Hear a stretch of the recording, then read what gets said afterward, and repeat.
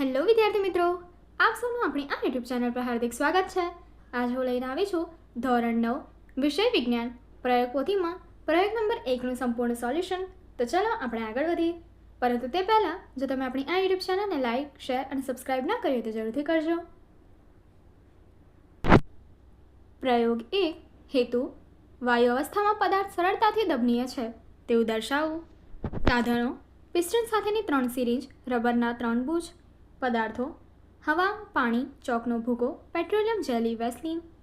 આકૃતિ તમને અહીં આપી દેવામાં આવી છે. હવે પ્રયોગ પદ્ધતિ જોઈએ. 100 mlની 3 સિરીંજ લો. તે દરેકના શીર્ષ ભાગને રબરના બુચથી બંધ કરી દો. દરેક સિરીંજના પિસ્ટનને કાઢી લો. પ્રથમ સિરીંજમાં હવા રહેવા દો, બીજી સિરીંજમાં પાણી અને ત્રીજી સિરીંજમાં ચોકનો ભૂકો ઉમેરો. સિરીંજના પિસ્ટનની ગતિશીલતા સરળ બનાવવા માટે તેની સપાટી પર થોડી પેટ્રોલિયમ જેલી, વેસ્લિન લગાવો. દરેક પિસ્ટનને સિરીંજમાં નાખીને એક સરખું દબાણ આપી દબાવવાનો પ્રયત્ન કરો. કઈ સિરીંજમાં પિસ્ટન સહેલાઈથી જઈ શકે છે તેનું અવલોકન કરો. જ્ઞાન ચકાસણી જોઈએ. નીચેના વિકલ્પ માટે સાચો વિકલ્પ આપીને જવાબ આપવાનો છે. પહેલું, દ્રવ્યની કઈ ભૌતિક અવસ્થામાં તેને ચોક્કસ આકાર હોય છે? તો જવાબ છે એ, ઘન અવસ્થામાં. બીજું, નીચેના પૈકી કયું વિધાન વાયુ દ્રવ્ય માટે ખોટું છે?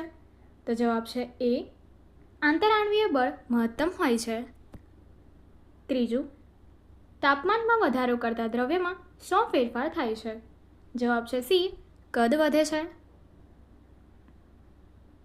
ચોથું, દ્રવ્યની કઈ અવસ્થામાં સંકોચનશીલતાનો ગુણ વધારે હોય છે? જવાબ છે ડી, પ્રવાહી અને વાયુ બંને. પાંચમું, દ્રવ્યની પ્રવાહી અવસ્થામાંથી ઘન અવસ્થામાંના રૂપાંતરને શું કહે છે? તેનો જવાબ છે બી, ઉદ્ધ્વપાતન. ત્યારબાદ ખાલી જગ્યા પૂરો. પહેલું, ઘરેલું ઈંધણ ખાલી જગ્યામાં સંકોચનશીલતાના ગુણધર્મનો ઉપયોગ થાય છે. જવાબ છે ગેસ સિલિન્ડરમાં. બીજું, પ્રવાહીની સરખામણીમાં વાયુની દબનીયતા ખાલી જગ્યા હોય છે. જવાબ છે વધુ. ત્રીજું, પદાર્થના પ્રતિ એકમ દળના કદના દળને ખાલી જગ્યા કહે છે. તો દળ ભાગ્યા કદ.